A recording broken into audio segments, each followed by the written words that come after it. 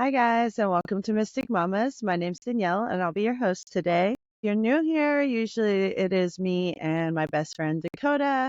However, she is busy moving and settling into their new home this weekend. So I'm going to hop on here with a little solo and talk to you guys about a few things. But before we get to that, I just want to thank you guys for showing up for yourself here, and showing up in the community for us. We absolutely are so grateful for every one of you who joins us on every conversation.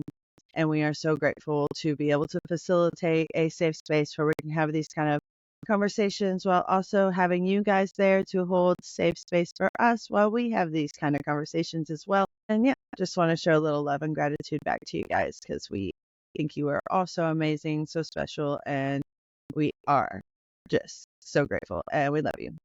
And yeah, so let's jump into today's episode. And I just today honestly want to talk about creative blocks, brain fog, and moving into new transitions in life and taking time in between each big manifestation and transition to give yourself grace to acclimate and to align in your newer space and chapter. And I'm going to talk about how I've done it in this kind of transition recently. As if you have been listening, you know that I just moved about 2 months ago now into a completely new space. So grateful, love it. There's so many great things and up levels that have happened. And also, it's been really hard to transition. I'm not going to lie. It's one of those things where you realize that even the amazing things you've been wishing for can bring like a life disruption of some sort, and it causes you to have to step back and realign and adjust and integrate all the new emotions and all the things that have come into play in this situation. One of them has definitely been in this move. I've had a hard time kind of finding my footing and like my rituals and my routines, and also just kind of having moments of overwhelm and overstimulation and creative blocks. I've been really creatively blocked since I moved back. I don't know if part of it was me trying to rush from where I had just received all these wonderful manifestations. And I know I put a lot of energy into, okay, what's next? Instead of slowing down and taking time to enjoy the moment and this small little transitional period. And even though there were days where I slowed down, I was really present and really tapped into just being grateful and loving of this space we're in now. And there were a lot of days where I felt like I was like not moving fast enough, not transitioning fast enough, not aligning with this new day-to-day life we have here fast enough. And I felt like a big part of me has been kind of rushing that process instead of surrendering to the flow and the energy, and how this has been a time of like almost like a winter season where I am just recouping and aligning with this new energy and frequency we're on here, because it has been kind of rocky to align with that. I mean, we up leveled so much, and I got here and it's like I have felt joy and peace and serenity and just like all these beautiful feelings that honestly I have not been used to feeling in the last 2 years. So it's taken some time to kind of integrate that into my nervous system also, because if you've been listening to us talk, we have talked about it before. And if you're into the spirituality, you know that as we heal, stuff comes up to be healed, and it continues to do that, deeper the layers.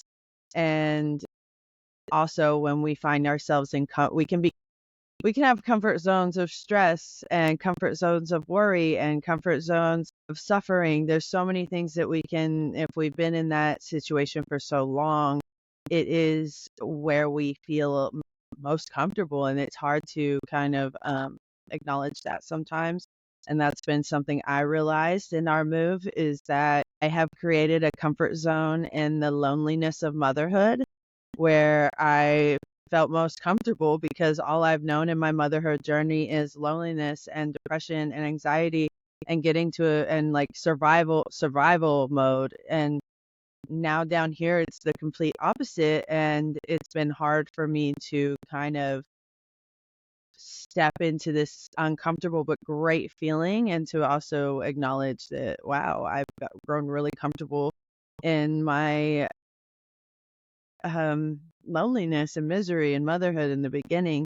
And it feels weird almost to feel so good in motherhood and feel so good in life and feel more regulated. And even though Oliver has up leveled in these last few weeks, he's turned 2, and it's been a hard journey. And I realized in my head I was making it kind of harder than than it was being, because I was finding ways to bring myself back down and out of my power and into my victim mode mindset. And so I've been really working closely with kind of slowing down in certain areas of my life and pulling myself away from creating to kind of find my footing in motherhood again and this chapter, because I was trying to do too much at once.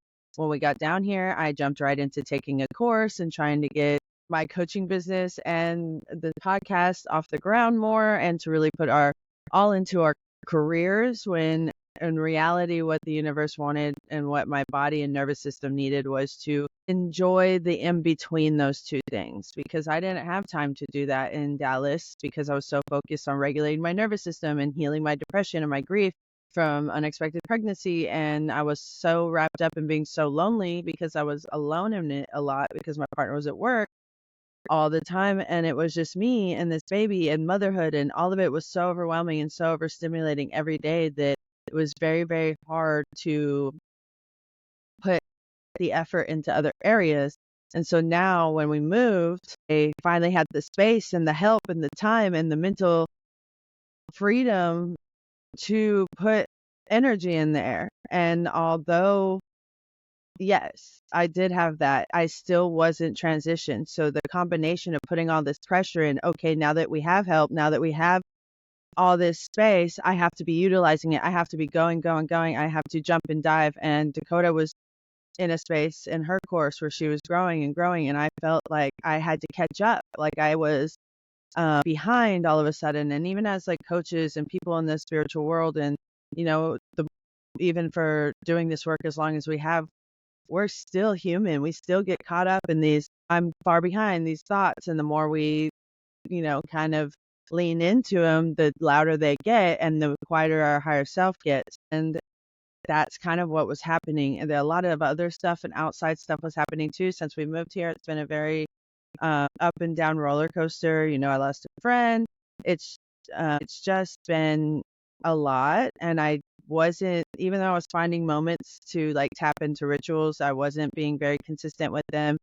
And I also just like wasn't giving myself the grace to slow down. And in that, it created creative blocks. The more I pressured myself to come up with content and to work on my offers and to work on the side projects I have, I just couldn't. I was going blank. I couldn't even journal. I literally would sit down, and I'm the type of person who like can do 4 pages of a journal back to back to back to back to back and like keep it going. Like I could journal for hours. I could literally write and word vomit and brain dump and do all the things, and nothing has been coming up. It's been so incredibly frustrating. And the more I pushed, the more blanks I drew, and especially in a course.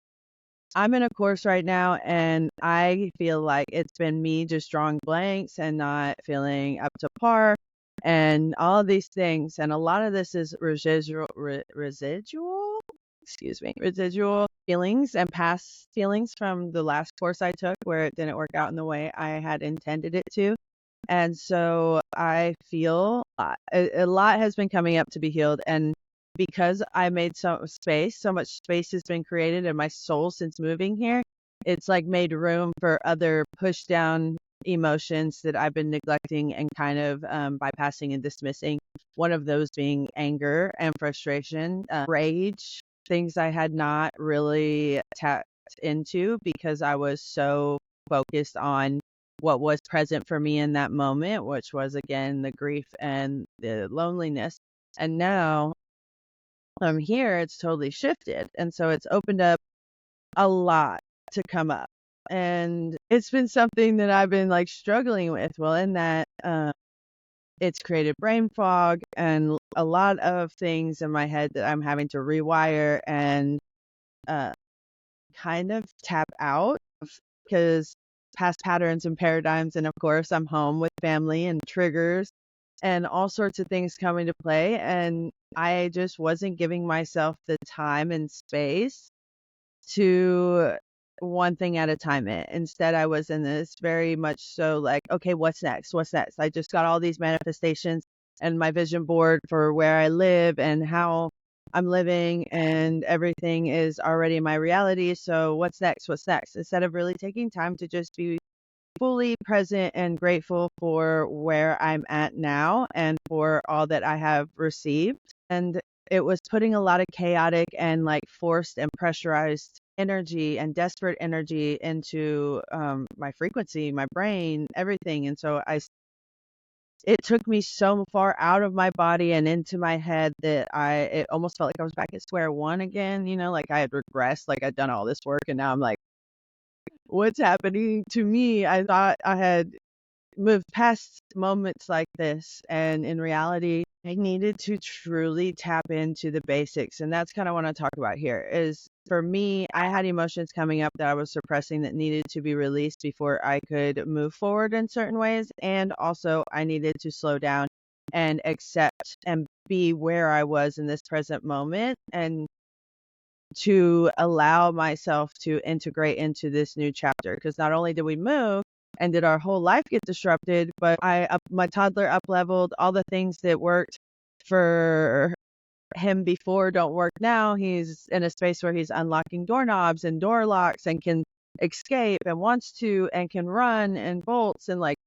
he's turning into a full-blown toddler. And it's no longer just like, oh, chill, independent playing baby who can't get into anything and get out of anywhere. So now it's very, very different. And when we have moments like that, when we up level in life, we have to give ourselves time to adjust, to acclimate, to learn, especially as moms. Each stage is so different as motherhood, and each stage comes with different joys and different beautiful moments and different really fucking hard things that we have to learn. And especially as a first time mom, like I'm a beginner at each stage. I don't know what I'm doing. Do any of us? Probably not. But I have to we have to give ourselves space to learn and be bad at something and to, make mistakes and parenthood and everything. No matter what we do, there will be times when we make mistakes and times when we need to slow down. And so for me, I want to talk about what's kind of helped me get out of that space and into my body again and into my power and into my higher self living because it has taken me a few weeks, but we are back, baby. We are back and it feels really good. And so I just want to talk about that. So we're going to go through all the things that I've been really doing to get me out of my head, into my body, back into my creative space, clear the brain fog I've had, and release some emotions. And that is starting with getting back to your basics. For me, whenever I realized that I'd kind of gotten a little like deep into my head and my limiting beliefs, and then my inner critic was being a little too loud, and I knew I had to compassionately show her some love and let her know that she's no longer needed. She can go and sit down. And that's to get back to my basics and release the pressure of everything else. That means whatever I'm doing career wise, whatever I'm doing for an offer, whatever I'm doing for the podcast, take a beat and tap back into the things that bring me clarity and regulation. And to also be open-minded and recognize when certain modalities aren't working for you anymore in this chapter also. So for me, what happened is I did return to the things that normally in Dallas were really helping, which was daily ice dunks, daily movement, and daily somatic shaking or dance. And also I was meditating more and journaling. Well, that wasn't really aligning with me here. Some of them, yes. I'll go through what but I couldn't journal. Like I said before, I was struggling with journaling. I was struggling with somatic dance because I don't have the space for it as much. And with Oliver, it's just not been something I've been able to do with him in the room like I was before. And so I really had to be honest with myself and and like acknowledge that we have to pivot. Sometimes if we heal through certain things, we have to use different modalities to get deeper into our practices and undo those layers. And so for me, was feeling called to do EFT tapping more often. And that has been a game changer for me. Not only is it something I can do when Oliver's around, that's usually a little quicker and he's less interested in what I'm doing. So I'm able to take that space. And if you're a stay-at-home mom or a mom who has to do some of these things with your kids around, sometimes we have to, I mean, motherhood's always an adjustment period, a shift, a moment where we have to go with the flow and surrender to the energy in the room. And so, especially with these rituals and routines, finding something that works in your day to day that you can keep up with, that isn't extra and frustrating, is what's going to work best for you. And so, even though it worked for me well in Dallas, I just wasn't kind of commuting here. So, I switched over and kind of played with a few modalities, but EFT tapping's one I ended up really sticking with. And also, during one of the breath work sessions I did, and that's another thing I'd like to tap into, is when you are adding something like breath work and dance, static dance, and embodiment practices are what is going to get you out of your brain and into your body. So I'm incorporating breath work every day. It doesn't have to be a very long thing. I usually do 3 to 10 minutes, depending on the time I have and the mood and where I'm at. So get back to basics like that and the things that bring the modalities and tools that you like most. And if something isn't working that's always been working for you, that's okay. It doesn't mean anything. Doesn't mean it doesn't still work.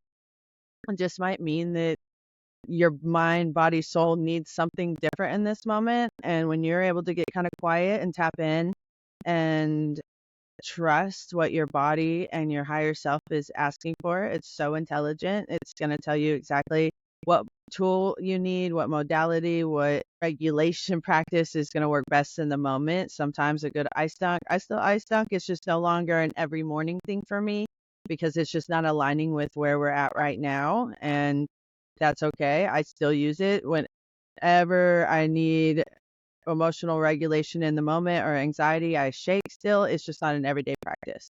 I've switched it out because for me, what feels in alignment right now, what has been helping kind of clear energy for me and my mind is EFT tapping. And also, another one for me is I've been incorporating rage rituals.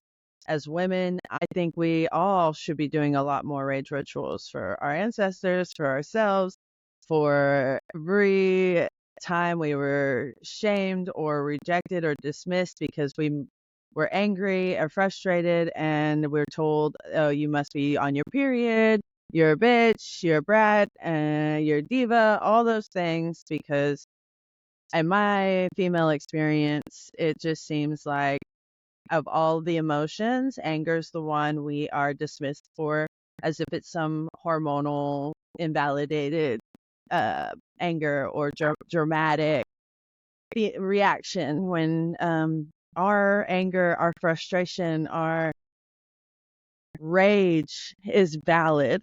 It's been valid for centuries. And so, as a women, as mothers, if you are a mom, especially, I experienced postpartum rage, but I had never really tied it to how angry I was, and not just angry for my experience versus a man's experience in child becoming parents, and also just rage for centuries before me, my ancestors, for all of it, for how we are still struggling to fight for our own rights and bodies. And so, yeah, I was feeling really called to tap into my anger, and I didn't realize how angry I was until I cleared the loneliness and sadness that I had thought was the root, but really it was just like going underneath the surface like an inch or two, because the root of a lot of things that have been coming up for me recently is the anger I've been suppressing. So adding a rage ritual a week and whenever I feel called has truly shifted my everything. I feel like I almost had all this chaotic energy so that I could get to a point where I heard my higher self call for a rage ritual, because tapping out and really being present with your day to day so allows you to tap back into creativity in such a different and easy way, almost, because it's everyone can just stop what you're doing, right? Tap out for a little bit, and before you know it, you will tap it back in. And even today's a prime example. I've been struggling to film this episode, and even I filmed a prior episode about a whole different direction. It went a whole different direction, and I just wasn't feeling I kept getting interrupted. I've been trying to film this episode for 2.5 days, and finally, after Oliver and Danielle kind of interrupted the last one I just did, I was like, you know what? I'm just going to tap out. I'm going to tap out for a little bit, and what'll come will come. And literally not what I think it was like maybe 30 minutes into me sitting in the room doing nothing, I was like, oh my God, I know what I'm going to do with this episode. I'm going to talk about clearing creative blocks. And it just came to me. And so whenever you're like stuck in the middle of a podcast, if you're creating something you're creating, if you've got writer's block, if you can't figure out a dance move or something, and literally take a step back and stop. Stop what you're doing, do something else random, even if it's just like washing the dishes real quick or some mindfulness practice, or go step outside, touch grass, get in the nature. And whether you need to take a break, it'll come to you in a day, a week, an hour, 30 minutes, like earlier. You never know when you're just going to get that download that you were missing. But sometimes we really have to like step back and just take a breath, take a beat, and then allow space. Because sometimes you've been too focused, and when you put so much pressure and you're so intently focused, it's like you need a moment. You need a little like fresh breath of fresh air, baby. And that really helped with me this entire process, because I have had to take a couple steps back and really just tap into my inner world and let go of kind of the outside noise. And so, yeah, let's get back to the basics and get into your practices, somatic practices, embodiment practices, nervous system regulation when you need it. I recommend at least one nervous system regulation tool a day. And if you're a parent, probably have a few of those in your toolbox, you know what I mean? Because that is super powerful when we're in kind of these high intensity states. And another tip for this is to go with the flow and the energy of your day. Don't force it. Just trust the energy of the day and go with it. And the other day I was having, we're all going to lead it back to the same story about the podcast, because I've learned a lot trying to film this solo this week.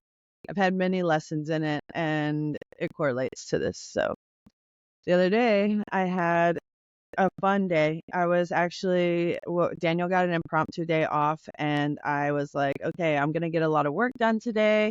I'm going to do this, and that. And I did. I woke up and I went to work out and do my practices on the beach and had a beautiful little morning. And then my sister-in-law called me and she's like, let's get a girls' breakfast with our friend. And I was like, yes, actually, let's do that. So I just went with the flow, and I was like, you know what, maybe today's we'll have fun. And then we ended up in the pool, and it started to rain. So I was like cleansing in the rain in the pool with my girlfriends, and it was so much fun. And then I was like, okay, I'll get the podcast done a little bit later because I have all day. And then my mom had bought Ollie this big old new inflatable water slide. It's definitely just for kids, but the little kid in me was like, I want to go down that slide and I want to do it today. So I was like, oh, I can put off the podcast a little bit longer. And I just went with the flow. And you know what? Me, Daniel, and Ollie were having so much fun on that slide. I'm so glad I took the time to just tap into my inner child and have fun with my family. And then I tried to, after that, try to do the podcast, and it just wasn't. The mic wasn't working. I couldn't get it I did it once through and the mic sounded like it was breaking up. Then I did it again and the mic just straight didn't record. And I was like, okay, you know what?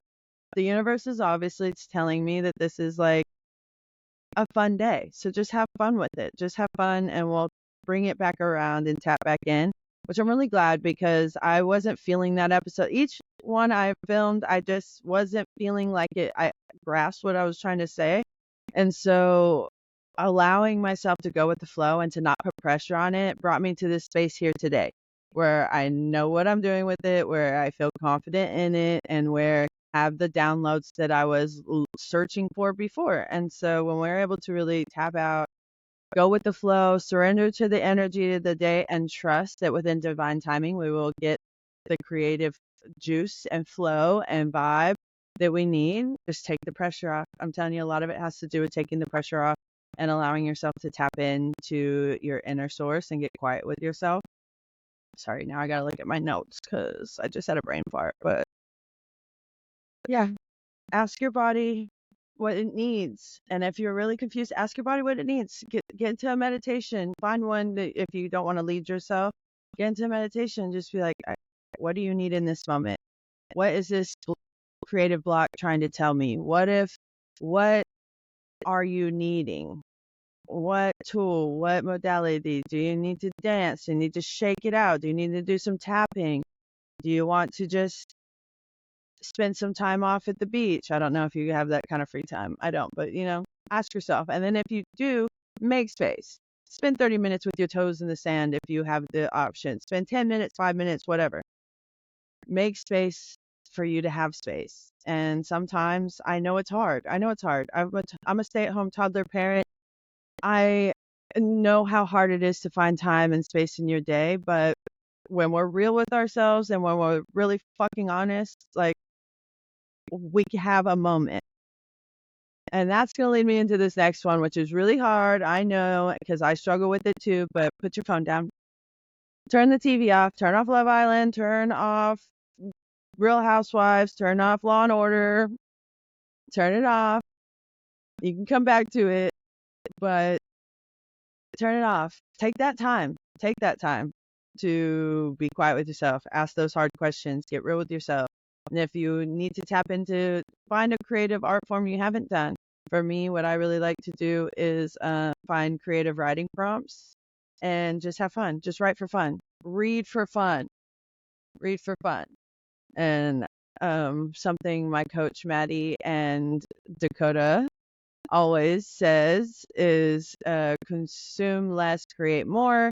And I'm super grateful to be in such powerful spaces with people like my coach Maddie, and obviously to have a best friend like Dakota who never hesitates to ask the hard questions and to remind me and all of us to really tap into creation. Have fun with it. Give yourself, don't put pressure on it. Just draw or color in a coloring book, or like I said, find a creative writing prompt and write and read for fun. If you are someone who's like really into personal development and like you're listening to podcasts at all times, when you're on your runs, you're listening to audiobooks, you're reading at night, and it's all personal development, education, that's great. And if you find yourself blocked and feeling like overwhelmed, break it up. Slow it down. Your next run, put on some music and have fun with your run. Before you go to bed, read a fun book. Fiction, nonfiction, whatever it is, but something that's just for pure entertainment. Really take a step back and give your brain space and give your body space and rest, and know that with time, everything will align and you will free some of those blocks. You don't have to, we're always growing. Even when we're not immersed in our healing, we're still growing, we're still healing, we're still learning, and there's a time and place for all of it. Just don't forget fun. Don't forget to have fun. Don't forget to enjoy some things just for the hell of it. And we've talked about this before, I know, but it's just reiterating that, especially when you are kind of out of in a like blocked state. It's usually just needs to be broken up a little bit, at least, for me. And also having radical self compassion for yourself. Because once we really get into a spiral of shame and blame and guilt and should be's or I should be here or comparison mode, the best way out is to have compassion for yourself, is to just have compassion for yourself, give yourself grace, and trust that you are exactly where you are meant to be at the exact right time. Our timelines look different from others for a reason. We're all on our uniquely, divinely crafted timeline. And if you're not where you want to be, that's because we have more lessons to learn to get there and other lessons for other people. That's why everyone's so different. Even if we're trying to go the same places, it takes us different timelines, different time zones. It's all on purpose. And your time is coming. And this is something I had to remind myself because I got ahead of myself too. And it had to really remind, like, I'm in my own power, I'm in my own lane. As Dakota said, if you've been watching her stories, it's me against me. And she's right. Like, it really is you against you. And that's it. And when we're able to kind of put our blinders on for the people around us and just focus on our shit, it will clear up so much. And like, uh, we talked about this, and of course, I'm taking my coach. She mentions to like unfollow and mute a bunch of people and to clean up your social medias. And that really does help because once you're just constantly consuming and constantly watching other people's, it's kind of hard to tap into your own creative space. And for me, Dakota, I have done this before and I do it some days. I try to do it more often now is to completely not get online so that I'm not filtering other people's content as much. And so I'm really grateful. And that's another thing. I'm really grateful for this course with Maddie Maple, and to be in a course with Dakota has been really, really, really motivating and inspiring. And that is my other one is to my other tip is this, to find like-minded people and a community who gets